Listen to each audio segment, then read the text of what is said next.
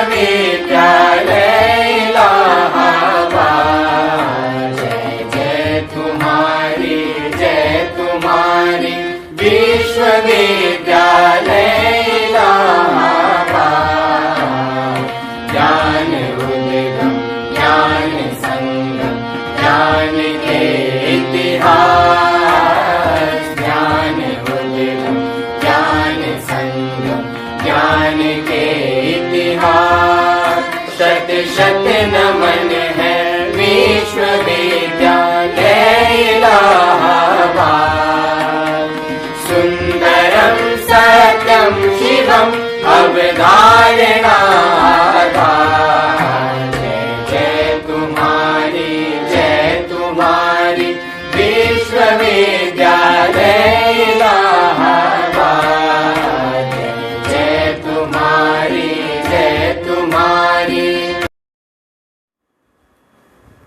जगत विख्यात इलाहाबाद विश्वविद्यालय के परास्नातक पूर्वार्ध संस्कृत विभाग के प्रिय छात्रों छात्राओं पूर्व छात्रों जिज्ञासुओं और दर्शनानुरागी सज्जनों, हम लोग सांख्य शास्त्रीय चर्चा पर एकत्र हुए हैं।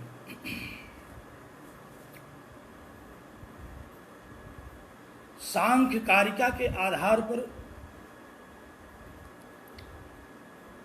आचार्य ईश्वर कृष्ण कृत कारिकाओं का और आचार्य वाचस्पति मिश्र कृत तत्व कौमुदी टीका का अध्ययन करते हुए हम लोग पुरुष तत्व पर अब विचार कर रहे हैं, क्योंकि प्रकृति और पुरुष इन्हीं दो तत्वों के ज्ञान से विवेक ख्याति होती है और यही विवेक ख्याति यही ज्ञान त्रिविध दुखों से छुटकारा प्रदान करता है, परम पुरुषार्थ कैवल्य की प्राप्ति कराता है। तो परम पुरुषार्थ की प्राप्ति कराने वाले ऐसे सांख्य शास्त्रीय विवेचन में होने वाला यह जो लोकोत्तर ज्ञान है, आप सब लोगों का यह परम मंगल करे। इन्हीं शुभ कामनाओं के साथ मैं आप सबको सस्नेह नमन करता हूँ। आप लोग अपने अपने चित्त को एकाग्र करें। पुस्तक में 18वीं कारिका पर दृष्टिपात करें। आज हम लोग 18वीं कारिका पर चर्चा करेंगे। पुरुष विषय की यह कारिका एक बहुत महत्वपूर्ण सिद्धांत को उपदिष्ट करती है। सांख्य शास्त्र का यह पुरुष विषयक ज्ञान, इसके पूर्व भी 17वीं कारिका में हम लोगों ने पुरुष की सत्ता को सिद्ध करते हुए देखा कि वहाँ आचार्य ने प्रमाण पूर्वक हेतुओं के द्वारा पुरुषः अस्ति, पुरुष है, पुरुष की सार्वकालिक सत्ता है, इस पर हम लोगों ने चर्चा किया था। बद्ध और मुक्त पुरुष के रूप में दो तरह से पुरुष के स्वरूप को इस शास्त्र में समझाया गया और ये दोनों ही स्वरूप पुरुष के ही स्वरूप हैं। प्रकृति में तादात्म्य प्राप्त करके यह जो चैतन्य स्वरूप पुरुष तत्व है, यह जब तक प्रकृति के द्वारा प्रदान किए जा रहे भोगों को भोगता है, जब तक उसमें आसक्ति रखता है, तब तक उसे हम बद्ध पुरुष की संज्ञा से विभूषित करते हैं। और यही पुरुष तत्व जब त्रिविध दुख की प्रताड़ना से प्रताड़ित होकर के इससे छूटने की जिज्ञासा करता है, विचार करता है, तो सांख्य शास्त्र में वर्णित शास्त्रीय विधा के अनुसार साधना, प्रकृति पुरुष विवेक, विवेक ख्याति इत्यादि के द्वारा वह इस त्रिविध दुख से मुक्त हो जाता है। हम लोगों ने पुरुष के विषय में बड़े विस्तार से चर्चा की। पुरुष की सत्ता के विषय में, पुरुष तत्व सांख्य शास्त्र में कितना महनीय तत्व के रूप में वर्णित है इस पर, और प्रकृति पुरुष के संयोग से किस प्रकार सृष्टि होती है और संसार का संसरण होता है, इस पर हम लोगों ने पर्याप्त चर्चा कर ली। अब एक नया विषय सांख्य कारिका का जो अपना विषय है प्रस्तुत किया जा रहा है। इस 18वीं कारिका में इसको समझ करके पुरुष विषयक एक और महत्वपूर्ण ज्ञान हमें प्राप्त होगा। तो आप लोग अपने चित्त को एकाग्र करें और इस कारिका पर पहुंचें। कारिका को प्रस्तुत करते हुए, कारिका की व्याख्या आरंभ करते हुए आचार्य वाचस्पति मिश्र 2 पंक्तियों से इस कारिका के विषय का, इस कारिका की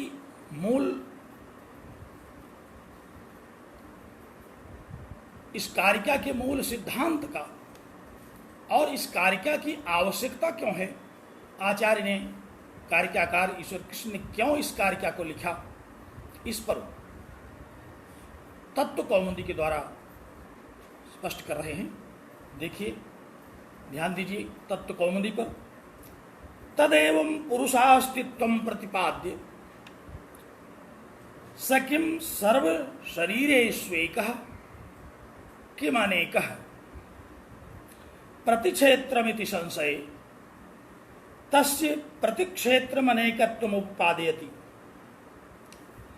एक जिज्ञासा उठाई, कहा कि यह जो पुरुष तत्व जिसकी हम लोगों ने सत्ता विषयक जानकारी बड़े विस्तार से प्राप्त की,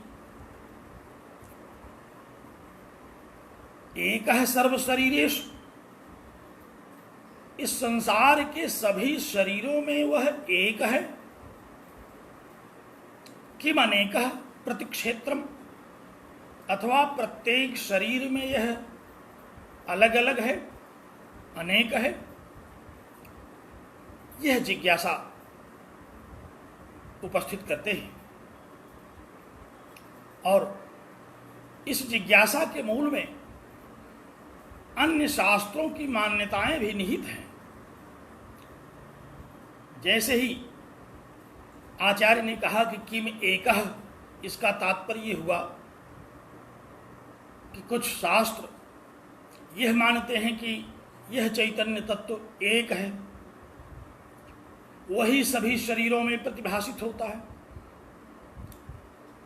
परंतु सांख्य के अनुसार, सांख्य के आचार्यों की मान्यता के अनुसार वह अनेक है, तो एक क्यों नहीं है? क्यों उसकी अनेकता ही तर्क संगत, शास्त्र संगत, व्यवहार संगत सिद्ध होती है? इस विषय को समझने के लिए आचार्य ने यह भूमिका प्रस्तावित की।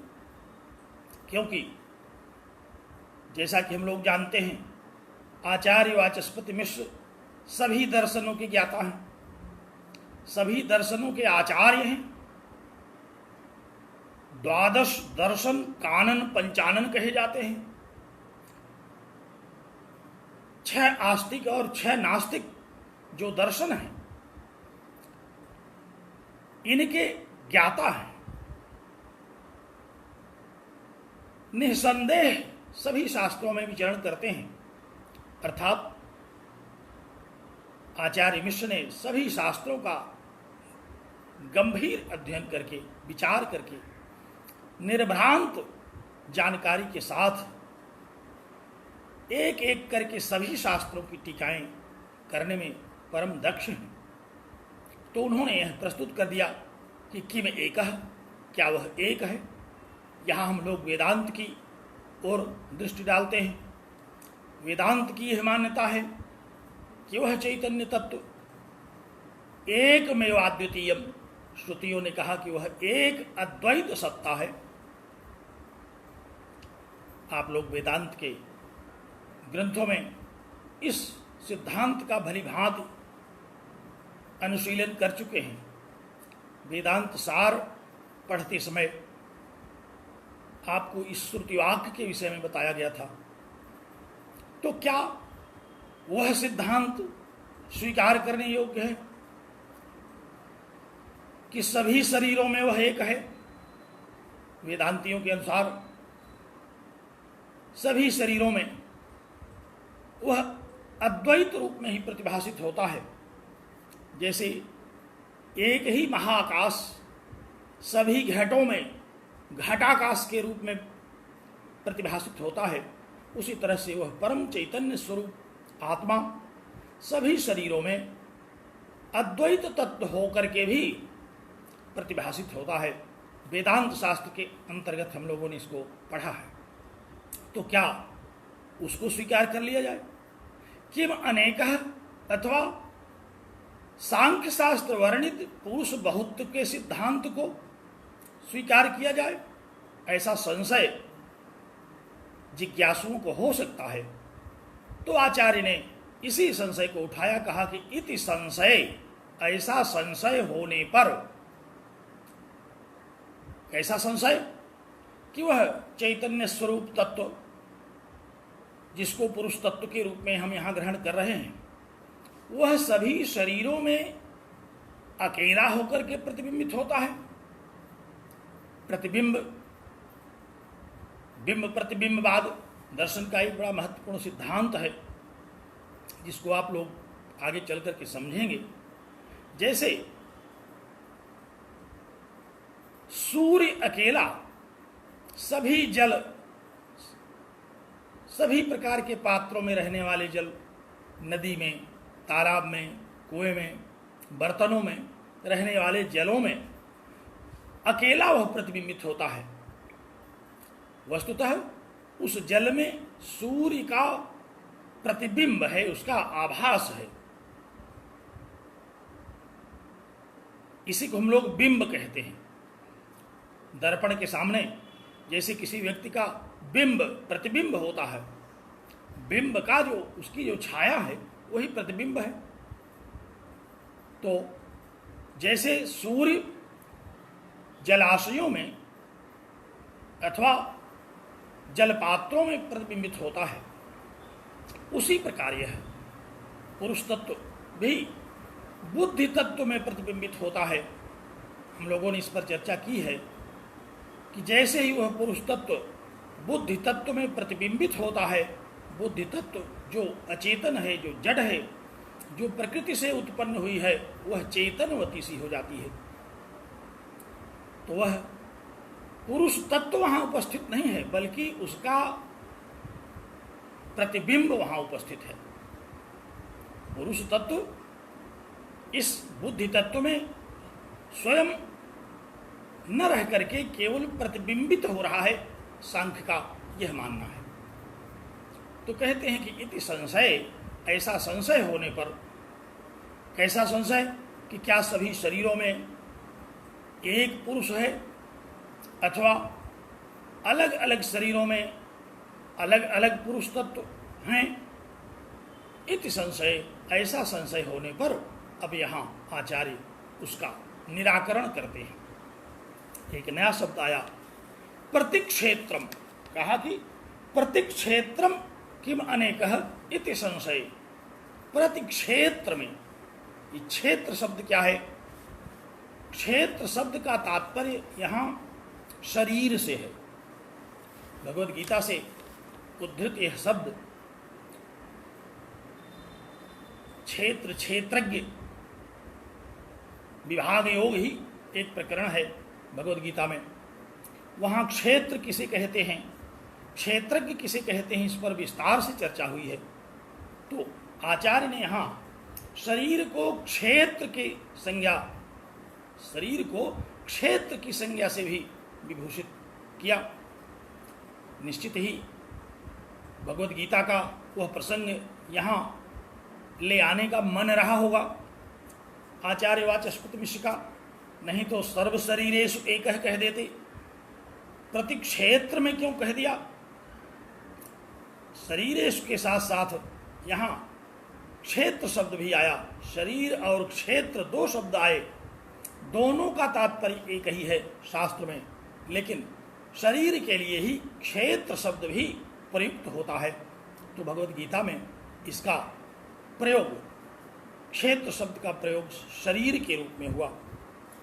लोग जानते हैं, इदम शरीरम कौन्तेय, इदम शरीरम कौन्तेय क्षेत्रमित्यभिधीयते। अर्जुन को समझाते हुए भगवान श्री कृष्ण ने कहा कि यह शरीर ही क्षेत्र है। इस क्षेत्र के विषय में आचार्यों ने, मनीषियों ने, उपदेष्टाओं ने, जगत गुरुओं ने बड़ी चर्चा, बड़ा उपदेश किया।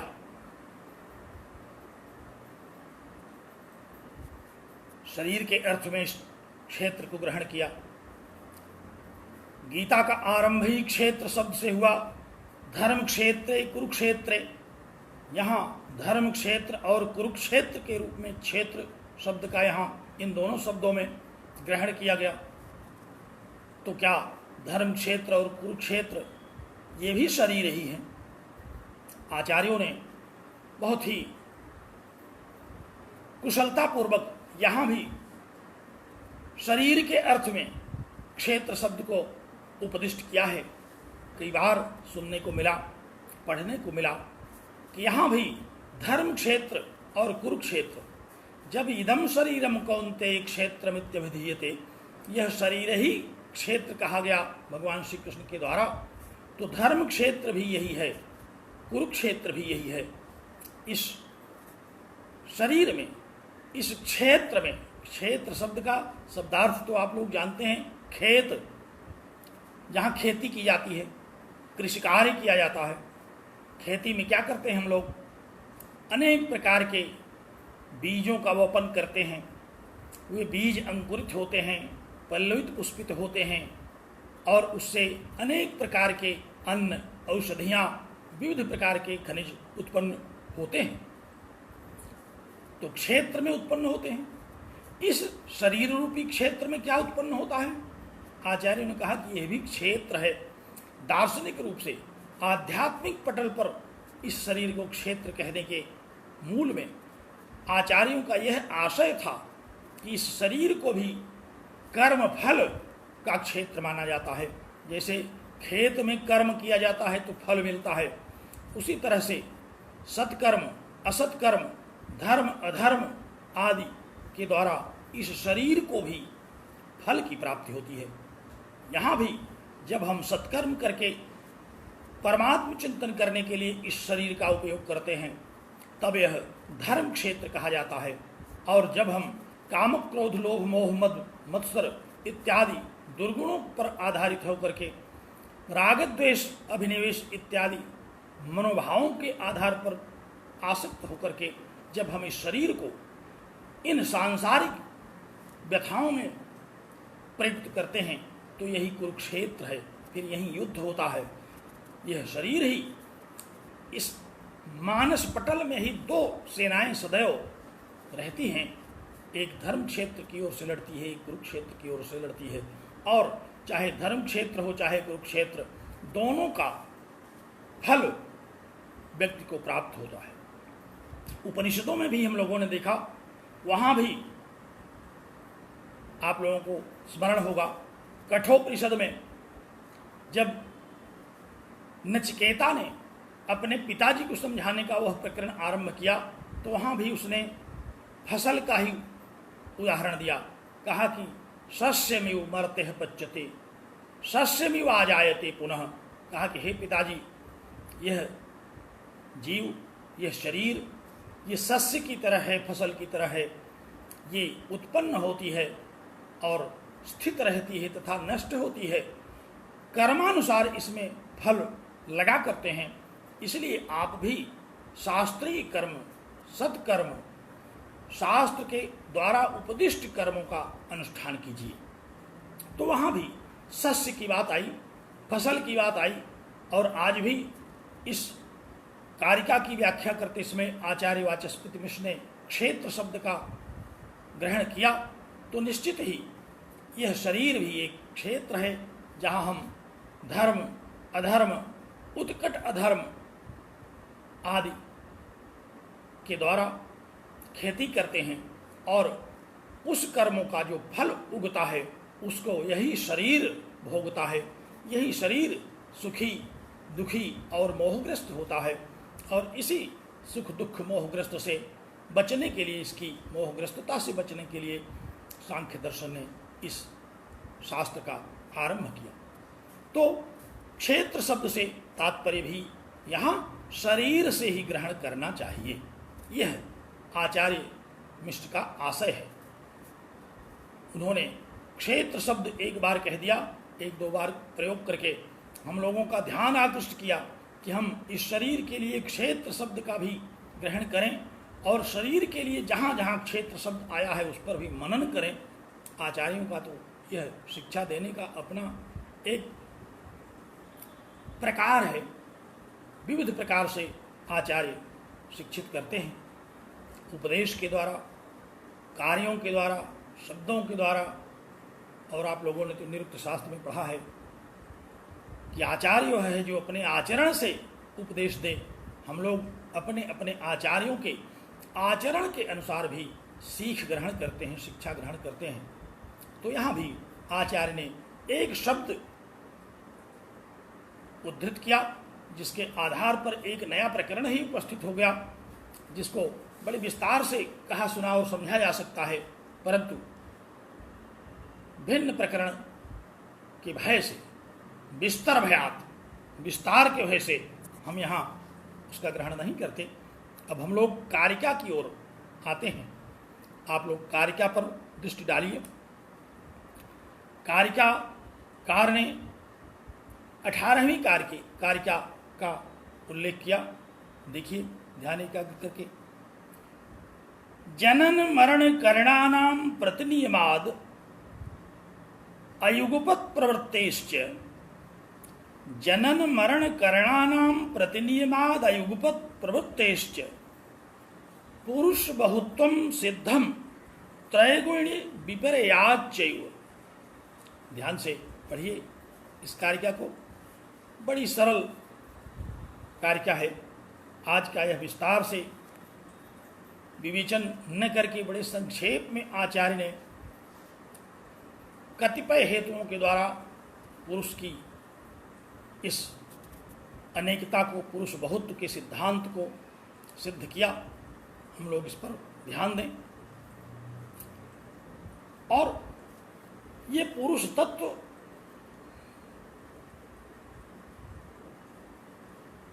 क्या है, इस पर हम लोगों ने जो चर्चाएं की, थोड़ी सी चर्चा उसमें समझने की दृष्टि से हम और आपसे करें। कि आखिर यह पुरुष तत्व किस रूप में सांख्य शास्त्र के अंतर्गत ग्रहण किया जाता है। आप आगे जब पढ़ेंगे 40वीं कारिका में देखेंगे तो वहां सूक्ष्म शरीर का विवेचन हुआ है। हम लोग जानते हैं सूक्ष्म शरीर और स्थूल शरीर। स्थूल शरीर तो हम लोग लेकर के घूम रहे हैं, पंचभूत विनिर्मित यह स्थूल शरीर, अन्न इत्यादि के खाने के कारण जो स्थूल हो गया है। और सूक्ष्म शरीर क्या है?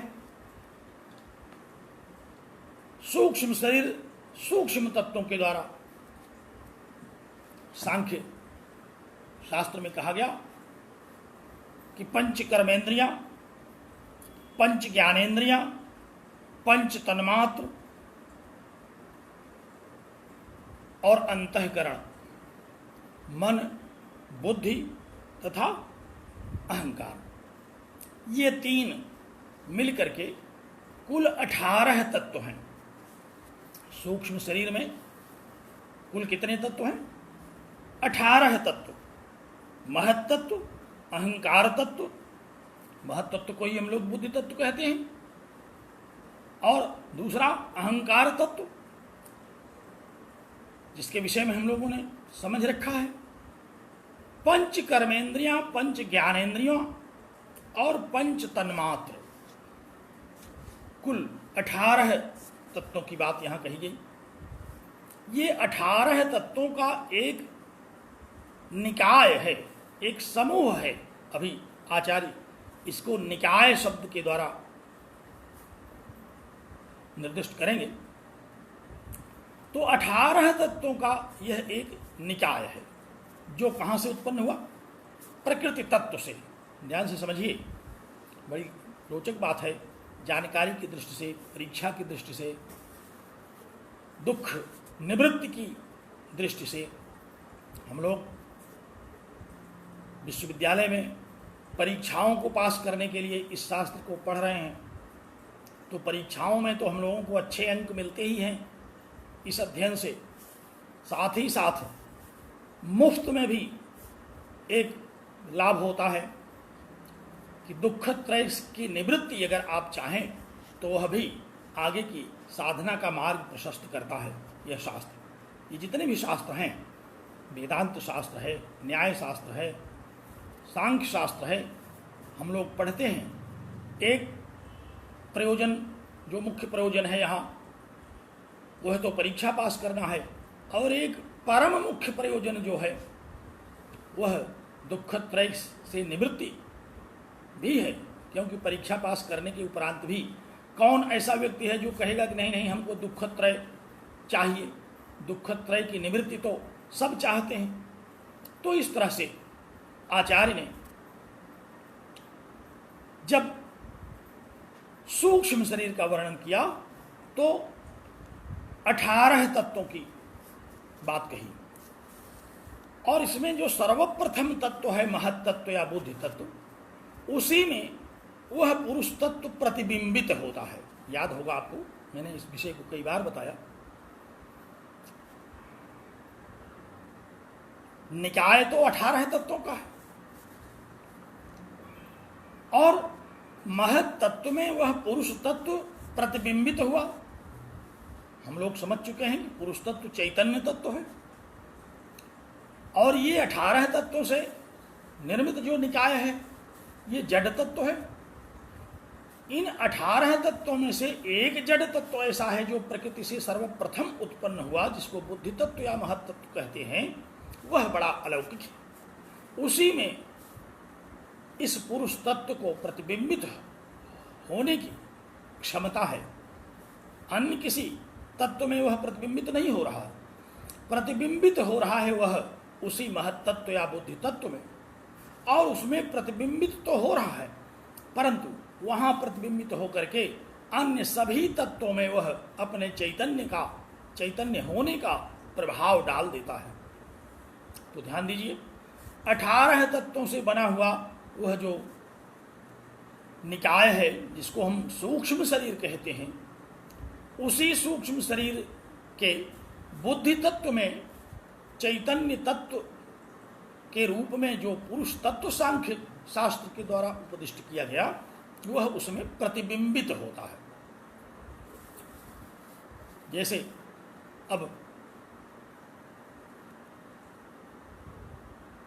उदाहरण से आप लोग देखिए कि मैं यहां से बोल रहा हूं और आप लोगों को मैं नहीं देख पा रहा हूं, परंतु आप सबके फोन में मैं प्रतिबिंबित तो हो रहा हूं, तो वहां मैं नहीं दिखाई दे रहा हूं, बल्कि यह मेरा प्रतिबिंब है।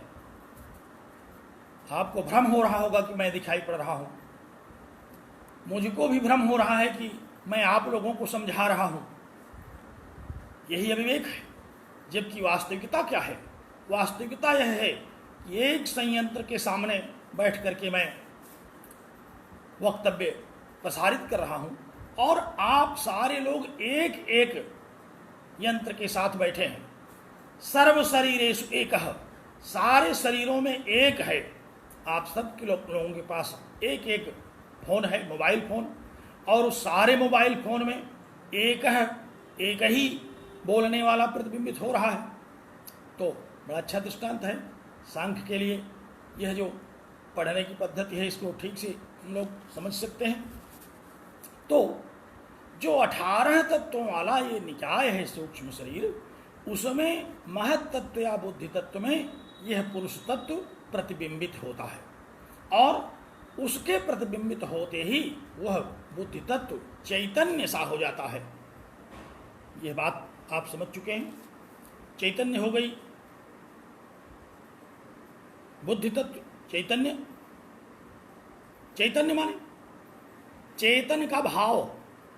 जो चेतन पुरुष तत्व है वह वहां प्रतिबिंबित हुआ, इसीलिए वह बुद्धि तत्व चेतन नहीं हुई, चैतन्य हो गई। उसमें चेतनता का भाव आ गया, इसीलिए तो प्रतिबिंब है। अगर वह स्वयं आकर के वहां आ जाता तो फिर प्रतिबिंब क्यों होता? तब तो पुरुष तत्व ही उस बुद्धि तत्व में प्रविष्ट होता। लेकिन आचार्य ने क्या कहा? आचार्य ने कहा कि उस बुद्धि तत्व में वह पुरुष तत्व का बिंब प्रतिबिंबित हो गया और वह बुद्धि तत्व चैतन्य हो गई। तो मैं जो सबसे प्रमुख बात आप लोगों के साथ चर्चा कर रहा था कि यही जो सूक्ष्म शरीर है जिसमें पुरुष तत्व प्रतिबिंबित है, सृष्टि के आरंभ में यह बन जाता है और यही सूक्ष्म शरीर तथा उसमें ही प्रतिबिंबित यह पुरुष तत्व प्रलय पर्यंत चलता है। जितने भी शरीर हम लोग धारण करते हैं सदसद कर्मानुसारतः, क्योंकि शरीर तो कर्म फल भोगने के लिए मिलेगा। यह जो स्थूल शरीर है ये भोगायतनम शरीरम, इसको कर्म फल भोगने का एक साधन माना जाता है। इसके बिना जीव कर्म फल नहीं भोग सकता। सूक्ष्म शरीर कर्म फल कैसे भोगेगा? इस स्थूल शरीर के द्वारा, क्योंकि यह स्थूल शरीर ही कर्म भी करता है और स्थूल शरीर ही कर्म का फल प्रदान करता है उस चैतन्य तत्व को भोगने के लिए। तो यह स्थूल शरीर कर्म फल भोगने का एक साधन है। तो सृष्टि के आदि में जब सृष्टि का आरंभ प्रथम बार हुआ होगा, उसी समय प्रकृति तत्व ने एक सूक्ष्म शरीर बनाया 18 तत्वों का, और उसी 18 तत्वों वाले सूक्ष्म शरीर के महत तत्व में यह पुरुष तत्व प्रतिबिंबित हो गया और वह सूक्ष्म शरीर चैतन्य हो गया। और वही सूक्ष्म शरीर फिर स्थूल शरीर के साथ तादात्म्य करके कर्म रत हुआ। तो हम लोगों ने क्या समझा कि ये पुरुष तत्व कहाँ प्रतिबिंबित हुआ? पुरुष तत्व सूक्ष्म शरीरवर्ती महत तत्व में चैतन्य रूप में प्रतिबिंबित हुआ और वही सृष्टि के आरंभ से प्रलय पर्यंत चलेगा। क्योंकि अगर वह प्रत्येक शरीर में बदलने लगेगा तो फिर कर्म फल भोगने में अनवस्था दोष आएगा। क्योंकि जो कर्म करेगा, जिस शरीर से कर्म करेगा, उसी शरीर को उसका फल भोगना है, और वह शरीर कर्मानुसारतः वही सूक्ष्म शरीर ही धारण करेगा, तभी कर्म फल के सिद्धांत के साथ न्याय होगा। तो मुझे यह बताने का मूल मंतव्य हमारा ये था कि यह आप समझ लीजिए जानकारी की दृष्टि से कि सूक्ष्म शरीर में प्रतिबिंबित जो पुरुष तत्व है, ये सब मिल करके जिसे हम लोग जीव कहते हैं, यही जीव है। वेदांत का भी यही सूक्ष्म शरीर 17 अवयवों वाला वहाँ हम लोग सूक्ष्म शरीर देखते हैं, उसमें भी वह चैतन्य तत्व प्रतिबिंबित होकर के वहाँ भी जीव की संरचना कर देता है। वहाँ परमात्मा स्वयं उसमें प्रवेश करता है, और यहाँ यह पुरुष तत्व उसमें प्रतिबिंबित होता है। तो यह जो सूक्ष्म शरीर है जिसमें पुरुष तत्व प्रतिबिंबित हुआ, वह सूक्ष्म शरीर सृष्टि के आरंभ से प्रलय पर्यंत रहेगा। और प्रलय में कहाँ चला जाएगा? प्रलय में भी उसकी सत्ता रहेगी। जब दोबारा सृष्टि होगी तो उसी सूक्ष्म शरीर के साथ वह पुरुष तत्व पुनः प्रतिबिंबित होकर के फिर से अपने कर्मों का फल भोगना शुरू करेगा। क्योंकि सृष्टि और प्रलय यह तो प्रकृति तत्व के अधीन है, लेकिन इस प्रकृति तत्व से उत्पन्न जो सूक्ष्म शरीर है, उसमें जो प्रतिबिंबित पुरुष तत्व है, और संक्षेप में कहें तो इस सूक्ष्म शरीर और पुरुष तत्व के संयोग से जो जीव तत्व बन गया, यह सदैव एक ही रहेगा। तो 40वीं कारिका आप लोग विस्तार से देख लें, वहां यह सूक्ष्म शरीर ही सृष्टि के आरंभ में उत्पन्न होता है, और यह सूक्ष्म शरीर बड़ा महनीय है, ये नित्य है। पुरुष तत्व के विषय में हम लोगों ने जैसा कि पढ़ा, वह भौतिक नहीं है। जैसे प्रकृति तत्व भूत विनिर्मित है, संसार भौतिक है, वह नित्य निर्गुण चैतन्य तत्व है। तो वह जो जीव है उसी को पुरुष तत्व के रूप में सबको कह दिया गया। जो सूक्ष्म शरीर में प्रतिबिंबित पुरुष तत्व है, उस पुरुष तत्व के प्रतिबिंबित होने के बाद वह जो जीव का स्वरूप धारण किया, जो निकाय बन गया, उसके होने पर ही तो हमें पुरुष के अस्तित्व का बोध हुआ। अगर वह निकाय न बना होता, उसमें पुरुष तत्व प्रतिबिंबित न हुआ होता, तो फिर हमें पुरुष तत्व की सत्ता के विषय में कैसे ज्ञान होता? तो पुरुष तत्व की सत्ता के विषय में भी उसी से हमें ज्ञान हुआ। और आज जो हम लोग वर्णन करने चल रहे हैं पुरुष बहुत्व का, वह भी उसी निकाय में प्रतिबिंबित पुरुष तत्व के आधार पर हमें अवगत हो रहा है। तो आज की इस कारिका में आचार्य ने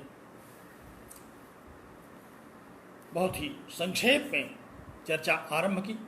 आप लोग ध्यान से देखिए, मैं कारिका और टीका दोनों के साथ आप लोगों के साथ चलूंगा। एक एक पद का टीका सम्मत जो तात्पर्य है उस पर मैं चर्चा करूंगा। आप तभी इसको सुस्पष्ट रूप से अवधारित कर पाएंगे, तभी समझ पाएंगे, तभी सरलतापूर्वक प्रामाणिक रूप से आप इसका बोध करेंगे। तो देखिए, जनन मरण करणानाम प्रतिनियमात्, पहला हेतु आया। प्रतिनियमात्, प्रतिनियम से, नियम से। प्रतिनियम माने व्यवस्था। इस संसार की अपनी एक व्यवस्था है, बड़ी व्यापक व्यवस्था है इस संसार की। उसी व्यवस्था में यह संसार संसरित होता है, संसरण करता है। सूक्ष्मता पूर्वक जब हम इसका अध्ययन करते हैं तो देखते हैं कि एक व्यापक व्यवस्था है संसार की। किस समय, किस स्थान पर कौन सा तत्व उत्पन्न होगा, ऐसा नहीं है कि हर समय, हर स्थान पर हर तत्व पैदा हो जाए। हम लोग देखते हैं, जैसे क्षेत्र की बात आई, खेती की बात आई, तो किस समय कौन सी फसल पैदा होती है, उसका समय सुव्यवस्थित है, उसके लिए एक प्रतिनियम है। प्रतिनियम माने व्यवस्था, कब कौन सी फसल होगी इसकी एक व्यवस्था है। कहाँ कौन सी फसल होगी, पूरे देश में हम लोग देखते हैं सर्वत्र सारी फसलें उत्पन्न नहीं होती। किस क्षेत्र में कौन सी फसल, कौन सा बीज अंकुरित होगा, इसकी एक व्यवस्था है। वैज्ञानिक लोग, वनस्पति शास्त्र के जो वैज्ञानिक हैं, अपनी अपनी प्रयोगशाला में बहुत सारा प्रयोग करते रहते हैं इस विषय में, लेकिन प्रयोग के तौर पर कोई चीज सिद्ध करके एक सिद्धांत प्रस्फुटित भले कर लें वो, लेकिन यह जगत की अपनी एक जो व्यवस्था चल रही है उसका अतिलंघन करना किसी के बस का नहीं है। तो कहाँ कौन सी वस्तु उत्पन्न होगी, इसकी एक व्यवस्था है। हम लोग देखते हैं कब कौन सी फसल बोई जाएगी, कब काटी जाएगी, फिर दूसरी फसल कौन सी बोई जाएगी। ऐसा नहीं कि जब आप जो चाहें वही फसल बोने लगें, वही फसल पैदा होने लगेगी। बीज खेत में पड़ा रहेगा, लेकिन जब उसके लिए अनुकूल समय आएगा तभी वह अंकुरित होगा।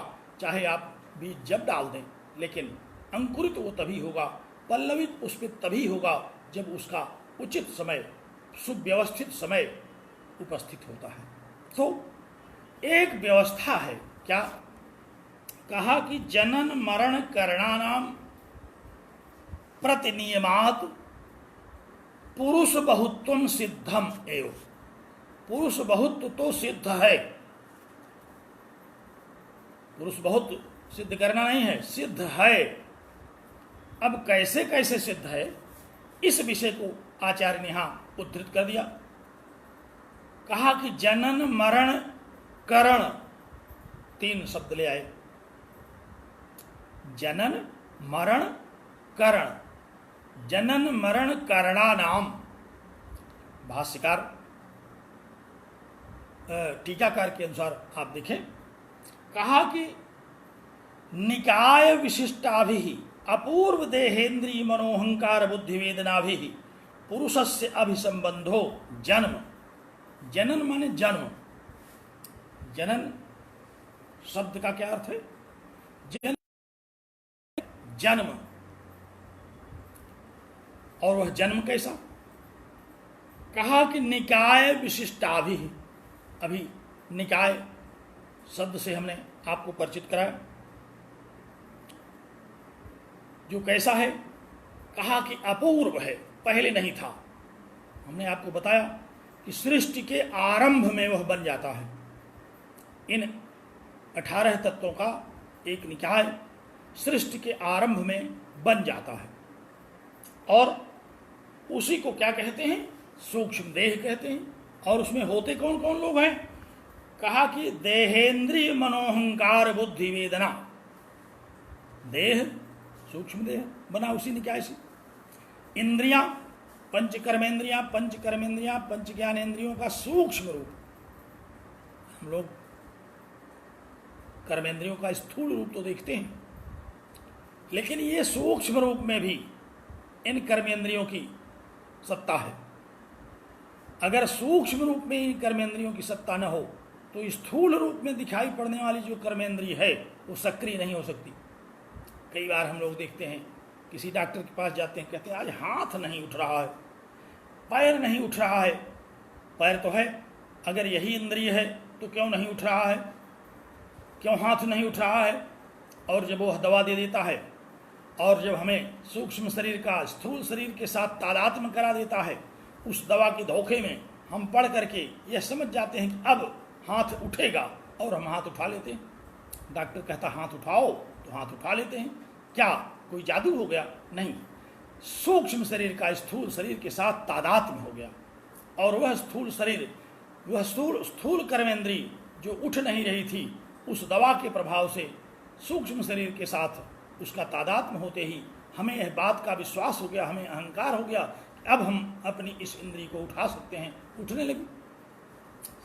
मैं बहुत बड़ा चिकित्सक नहीं हूँ, आयुर्वेद शास्त्र का भी ज्ञाता नहीं हूँ, लेकिन एक सामान्य ज्ञान के आधार पर, सांख्य शास्त्र के अध्ययन के आधार पर यह जो अध्ययन अवगत हुआ, तो सूक्ष्म शरीर का स्थूल शरीर के साथ जब तादात्म्य होता है तभी ये सूक्ष्म शरीर स्थूल शरीरवर्ती इंद्रियों में भी सक्रिय हो पाती है, नहीं तो यह सक्रियता नहीं होती। इसीलिए आचार्य ने कहा कि ये कर्मेंद्रियां भी सूक्ष्म शरीर में हुआ करती हैं, नहीं तो सूक्ष्म शरीर की उसमें कर्मेंद्रियों की क्या आवश्यकता थी? कर्मेंद्रियां कैसे उसमें हो सकती थी? नहीं, सूक्ष्म हैं ये भी उस सूक्ष्म शरीर में हो सकती हैं। ऐसा नहीं कि सूक्ष्म शरीर में स्थूल इंद्रिय रहने लगेगी, सूक्ष्म शरीर में तो सूक्ष्म इंद्रियां रहेंगी। मन, बुद्धि, अहंकार, पंच कर्मेंद्रियां, पंच ज्ञानेन्द्रियां, ये सूक्ष्म रूप में पंच तन्मात्रों के साथ वहां उपस्थित होती हैं। तो ध्यान दीजिए, कहा कि देहेन्द्रिय मनोहंकार बुद्धि वेदना भी पुरुषस्य अभिसंबंध जन्म, पुरुषस्य अभिसंबंध जन्म। इस निकाय में जैसे ही पुरुष तत्व प्रतिबिंबित हुआ उसी को जन्म कहा गया।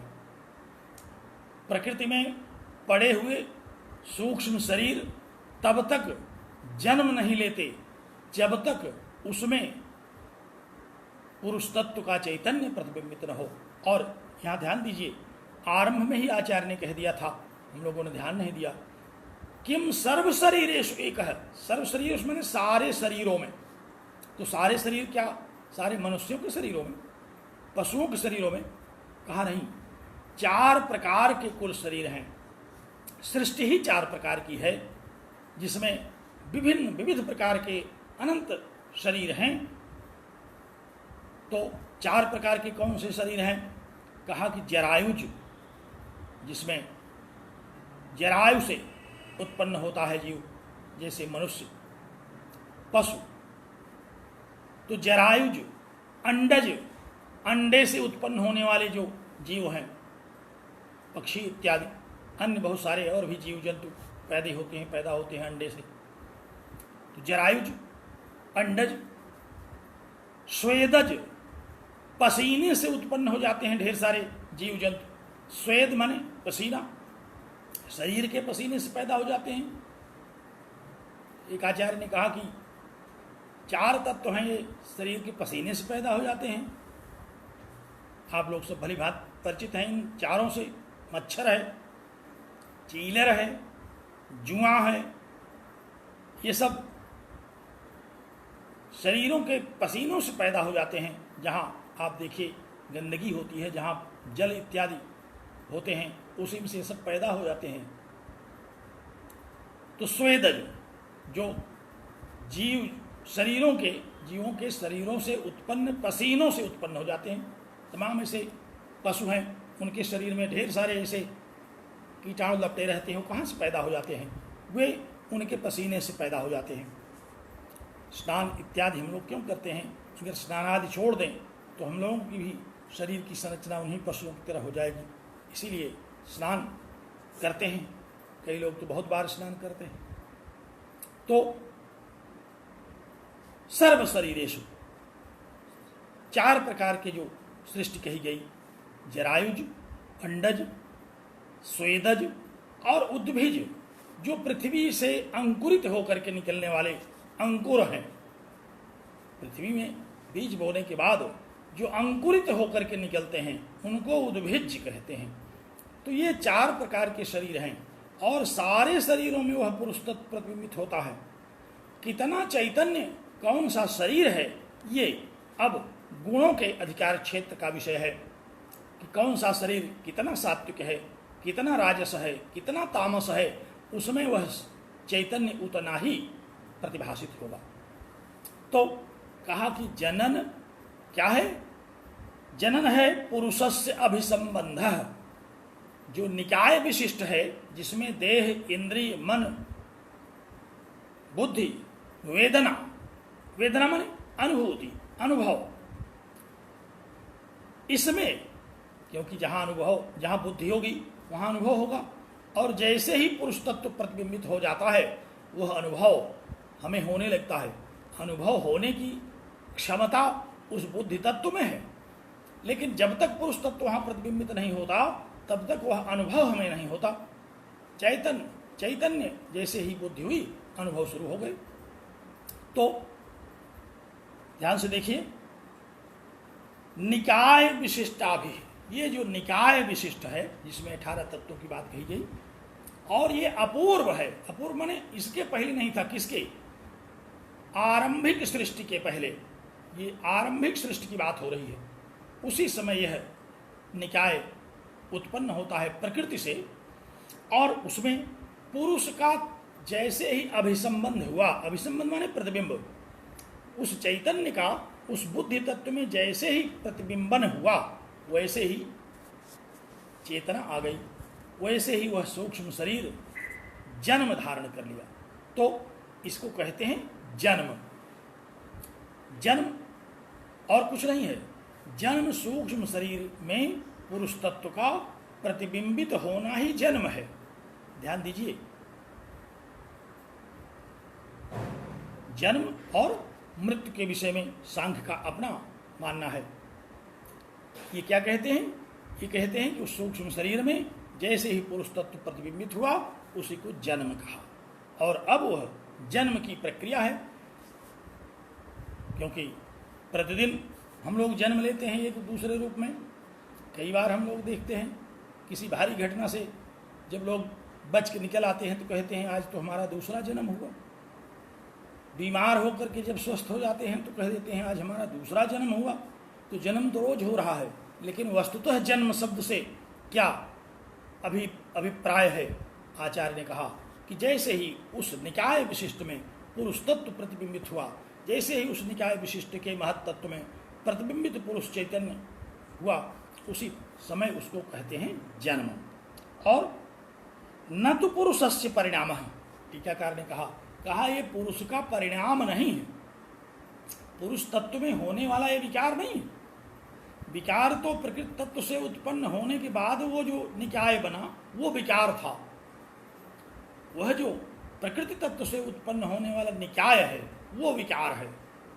लेकिन जब पुरुष तत्व उसमें प्रतिबिंबित हुआ तो वह विकार नहीं है, बल्कि प्रतिबिंबन मात्र ही जन्म कहा गया। और क्यों वह विकार नहीं है? कहा तस्य अपरिणामित्वात्, क्योंकि पुरुष तत्व परिणामी नहीं है, वह अपरिणामी है।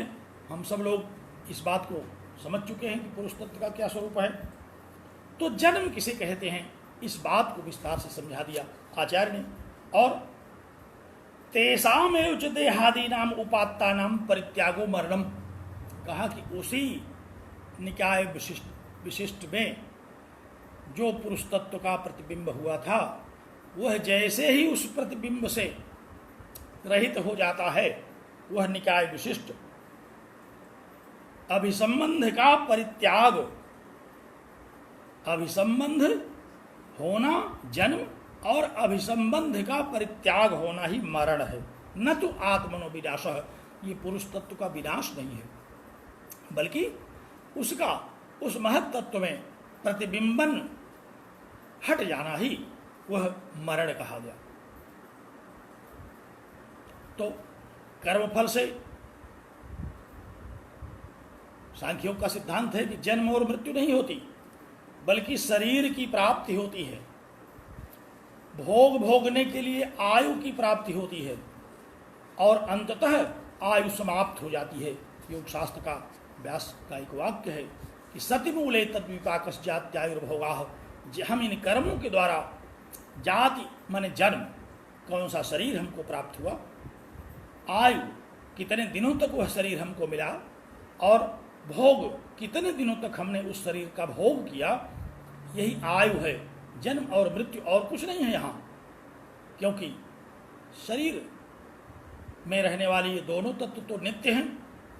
प्रकृति तत्व नित्य है जिससे ये निकाय बना, पुरुष तत्व नित्य है जो उसमें प्रतिबिंबित हुआ, तो उसमें नष्ट होने वाला तो कोई तत्व ही नहीं है। इसमें केवल विकार होते हैं, केवल परिवर्तन होते हैं। तो केवल परिवर्तन यहाँ पुरुष तत्व के साथ अभिसंबंध को जन्म कहा और उस अभिसंबंध का परित्याग मरण कहा। बात समझ में आ गई? करणानि, करण से सब क्या तात्पर्य है? करण से त्रयोदश करण, पंच कर्मेंद्रियां, पंच ज्ञानेन्द्रियां और अंतःकरण 3। तेसाम जनन मरण करणानाम प्रतिनियमः, कहा कि इनके जनन मरण का अपना एक इसकी व्यवस्था है। पहले इन्होंने जनन समझाया क्या है, जन्म, पुरुष के साथ अभिसंबंध, और फिर मरण समझा दिया क्या है, परित्याग, और करण, शरीर में इंद्रियों की एक व्यवस्था है। हम लोग देखते हैं सबके शरीर में इंद्रियों की एक तरह की व्यवस्था है। श्रवणेन्द्री कहाँ होगी, नेत्रेंद्री कहाँ होगी, रसनेन्द्री कहाँ होगी, कर्मेंद्रियों और ज्ञानेन्द्रियों का क्या स्वरूप किस शरीर में होगा। सारे प्रकार के शरीरों की अपनी एक प्रकृति प्रदत्त व्यवस्था है। यह प्रकृति से उत्पन्न जो शरीर है, ये व्यवस्था लेकर के व्यवस्थित रूप में उत्पन्न होता है। तो कहा कि इनकी अपनी एक व्यवस्था है, ये सुव्यवस्थित है। इस व्यवस्था में किसी प्रकार की अनवस्था संभव ही नहीं है। और अगर हम यह मान लें कि पुरुष तत्व एक है तो क्या समस्या होगी? कहा कि देखिए, सा खलु यम सर्व शरीरेषु एकस्मिन् पुरुषे नोपपद्यते, सा व्यवस्था, वह जो व्यवस्था है, अगर सारे शरीरों में एक पुरुष को मान लिया जाए तो वह व्यवस्थित नहीं हो सकती। क्यों? कहा कि तदा खलु एकस्मिन् पुरुषे जायमाने सर्वे जायरन, तब फिर एक पुरुष जैसे ही पैदा होगा, एक जीव जैसे ही पैदा होगा, सब पैदा होने लगेंगे। म्रियमाणे म्रियमेरन, एक के मरने पर सब मर जाएंगे। अंधादौच एकस्मिन् सर्वे अंधादयाः, अंधादयः, एक के अंधे होने पर सब अंधे हो जाएंगे। विचित्ते चैकस्मिन्, एक के विचित्त होने पर, विचित्त माने बेहोश होने पर, चित्त की जो प्रक्रिया है वह जब बिगड़ जाती है तो लोग कहते हैं विचित्त हो गए। तो एक के बेहोश होने पर सब बेहोश हो जाएंगे। अतः प्रतिक्षेत्रम तु पुरुष भेदे भवति व्यवस्था, और यदि प्रति क्षेत्र में, प्रत्येक शरीर में हम यह व्यवस्था, यह पुरुष बहुत मान लें तभी व्यवस्था है। जनन मरण करणानाम प्रतिनियमात, जनन मरण और करण की अपनी एक व्यवस्था है। वो व्यवस्था तभी संभव है। आचार्य ने जन्म क्या है यह बता दिया, मरण क्या है यह बता दिया, और ये व्यवस्था, इंद्रियों की व्यवस्था क्या है ये समझाया, और अंत में कहा कि इसकी अपनी एक व्यवस्था है प्रकृति प्रदत्त। यदि यह प्रकृति प्रदत्त व्यवस्था भंग होगी तो फिर यह सृष्टि की व्यवस्था ही भंग हो जाएगी। और ये व्यवस्था बनेगी कैसे? कहा कि जब सारे शरीरों में एक ही पुरुष की बात न कही जाए, सारे शरीरों में अलग अलग पुरुष की सत्ता है, तभी ये व्यवस्था बनती है। मुझे लगता है बात आप समझ गए होंगे। और न च एकस्यापि पुरुषस्य देहोपधान भेदात व्यवस्था, वेदांत की ओर थोड़ा संकेत इन्होंने किया। कहा कि जो वेदांत कहता है कि सारे शरीर उपाधि हैं, इसमें वह एक अद्वैत परमात्मा ही आभासित होता है, कहा कि इस प्रकार यहाँ हम इसको स्वीकार नहीं करेंगे। इति न युक्तम, यह युक्त नहीं है, क्योंकि अगर शरीर की अनेकता यहाँ मुख्य नहीं है, यहाँ मुख्य है पुरुष की अनेकता। पुरुष बहुत, शरीर भेद से पुरुष भेद है, पुरुष भेद से शरीर भेद है, शरीर भेद से पुरुष भेद नहीं है। इसलिए उन्होंने कहा कि पाणिस्तनाद्य उपाधि भेदेन जन्म मरणादि व्यवस्था संगात, अगर हम यहाँ एक को मान लें कि वही सम्य है तो एक शरीर के मर जाने से व्यवस्था भंग हो जाएगी, एक अंग के कट जाने से शरीर मर जाएगा, जबकि ऐसा हम नहीं देखते। इसलिए सांख्य सम्मत जो जनन मरण करणा नाम व्यवस्था है वही व्यवस्था समुचित है। और इसके बाद आचार्य ने दूसरा तर्क दिया, बड़े संक्षेप में दूसरा तर्क दिया इतश्च प्रतिक्षेत्रम पुरुष भेद इति आह। कहा कि और मैं एक कारण बता रहा हूं कि पुरुष भेद क्यों है, क्यों पुरुष बहुत तो है। कहा आयुगपत प्रवृत्तेश्च, आयुगपत प्रवृत्ति देखी जाती है शरीरों की।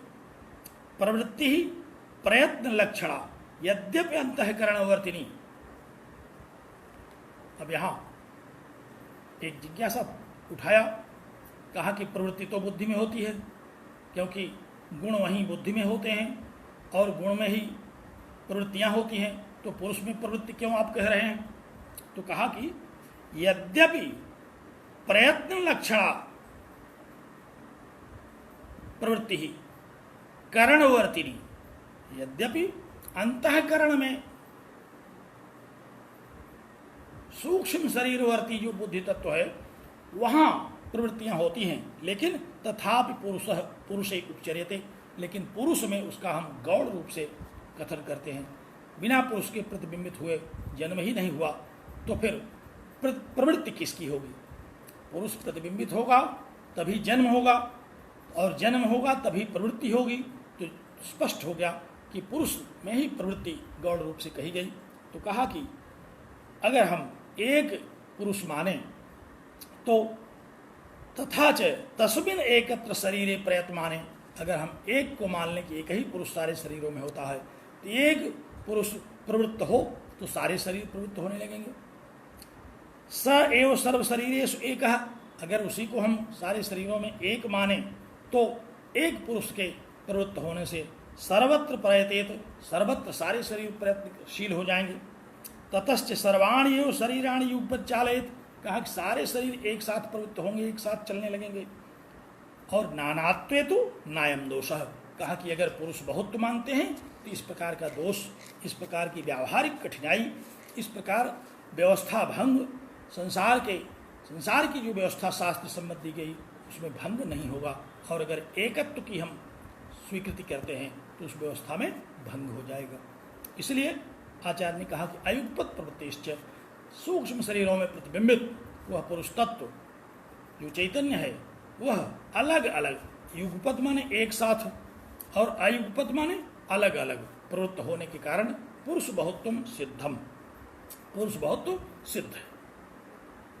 और एक कारण बता दें के साथ साथ इसको संपन्न करते हैं। कहते हैं इतश्च पुरुष भेदः, एक कारण और पुरुष भेद का है, पुरुष बहुत्व का। त्रैगुण्य विपर्याच्चैव, त्रैगुण्य विपर्य है, सारे शरीरों में त्रिगुण जो तीनों गुण हैं उनमें भेद है। हर शरीर अलग अलग प्रकार से इन त्रिगुणों के द्वारा प्रभावित होता है।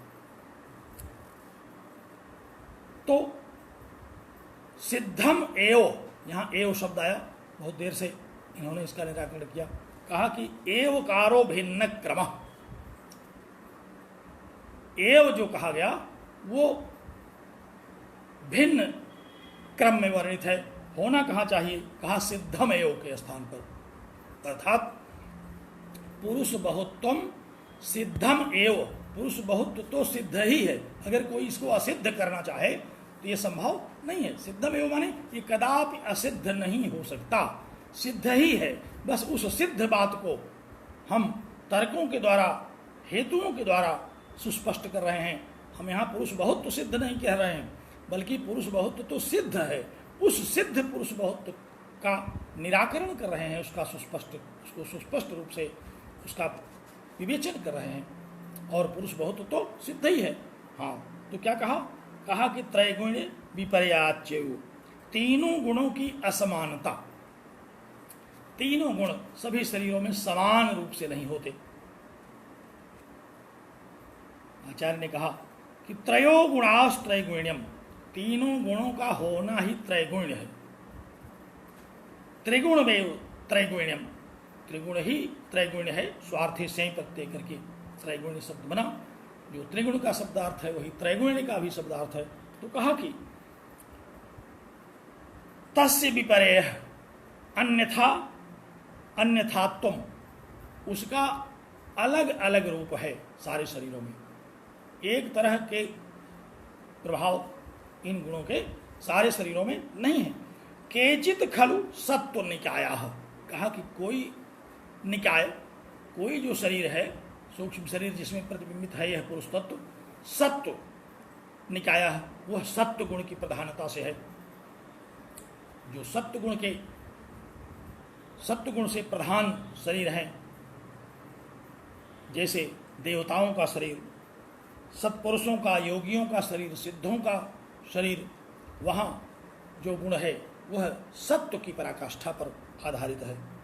तो कहा कि केचित सत्व निकाया सत्व बहुला यथोर्ध स्रोतसः, जैसे ऊर्ध्व स्रोतस माने जो ज्ञानी जन हैं, जो इस शरीर का परित्याग करने के बाद ऊर्ध्व लोकों की प्राप्ति करते हैं, उनको ऊर्ध्व स्रोतस कहते हैं। जो शरीर इत्यादि विषय वासनादि पर विचार न करके आत्मा पर, शरीर प्रकृति पुरुष विवेक पर जो विचार करते हैं, वे ऊर्ध्व स्रोतस कहे जाते हैं। दो तरह से आचार्यों ने इसकी व्याख्या की। कहा एक तो वे ऊर्ध्व स्रोतस कहे जाते हैं जो शरीर से मुक्ति होने के बाद ब्रह्मरंध्र से जिनका वह चैतन्य ब्रह्मलोकादि में प्रयाण करता है, वे ऊर्ध्व स्रोतस हैं। ऊर्ध्व माने ऊपर की ओर जिनका प्रवाह हो रहा है, ऊर्ध्व लोकों में जो गमन कर रहे हैं, वे ऊर्ध्व स्रोतस कहे जाते हैं। अथवा ऊर्ध्व स्रोतस उनको भी आचार्यों ने कहा जो संसार की राग द्वेष इत्यादि, काम क्रोध लोभ मोह मद मत्सर इत्यादि भावनाओं पर विचार नहीं करते, जो परम तत्व पर विचार करते हैं, वे भी ऊर्ध्व स्रोतस कहे जाते हैं। तो ऊर्ध्व स्रोतस कहे जाने वाले जो निकाय हैं, जैसे कहा कि जैसे सिद्ध लोग, देवता लोग, ऐसे कुछ शरीर होते हैं। केचित रजो बहुला यथा मनुष्या, कुछ ऐसे निकाय हैं जो रजोगुण बाहुल्य हैं, जैसे मनुष्य इत्यादि। केचित तमो बहुला, और कुछ निकाय शरीरों के ऐसे हैं जो तमो बहुल हैं, जैसे पशु इत्यादि, तिर्यक योनियां इत्यादि। सोयम ईदृश त्रैगुण्य विपर्यय, इस प्रकार हमें यह देखने को मिलता है कि त्रैगुण्य विपर्यय है। इन तीनों गुणों का परस्पर इनकी समानता नहीं है, बल्कि इनमें परम विषमता है। और यह परम विषमता रहते हुए अगर सभी शरीरों में एक पुरुष तत्व को माना जाए तो इस प्रकार की परम विषमता कैसी रह जाएगी। एक ही पुरुष तत्व अगर सारे शरीरों में प्रतिबिंबित होगा तो यह त्रैगुण विपर्यय देखने को नहीं मिलेगा, जबकि जगत त्रैगुण विपर्यय के रूप में दृष्टिगोचर हो रहा है। तो सोयम ईदृश त्रैगुण्य विपर्यय अन्यथा भावस्तेषु तेषु सत्व निकायेषु न भवेत। अगर सत्व रजोगुण तमोगुण का विपर्यय न होता तो ये उन शरीरों में, जितने भी प्रकार के शरीर हैं, उनमें इनकी असमानता न देखी जाती। यदि एक है पुरुष स्यात्, यदि एक ही पुरुष इसमें प्रतिबिंबित हुआ होता तो यह विपर्यय, यह असमानता न देखी जाती। पुरुष भेदे तो अयम अदोष हेति, कहा कि पुरुष के भेद के कारण, अगर पुरुष का भेद हम मानते हैं तो इसमें व्यवस्था बनेगी। पुरुष बहुत्व के साथ ही इस सृष्टि की व्यवस्था बनेगी, जनन मरण करण इत्यादि की व्यवस्था बनेगी। जगत की जो व्यवस्था चल रही है वह व्यवस्था तभी शास्त्र सम्मत ढंग से व्यवस्थित बनी रहेगी जब हम पुरुष बहुत्व के सिद्धांत को स्वीकार करें। तो इस प्रकार आज की इस कारिका में एक सिद्धांत का प्रतिपादन किया गया। पुरुष बहुत्व की सिद्धि होती है, जैसे पुरुष की सत्ता के विषय में आचार्य ने हेतुओं को प्रस्तुत किया था, उसी तरह से पुरुष बहुत्व के सिद्धांत को आचार्य ने यहाँ प्रतिष्ठापित किया और हम लोगों ने एक एक हेतु को विस्तार से समझने की चेष्टा की। हमें पूर्ण भरोसा है कि आप लोग इसको समझ गए होंगे।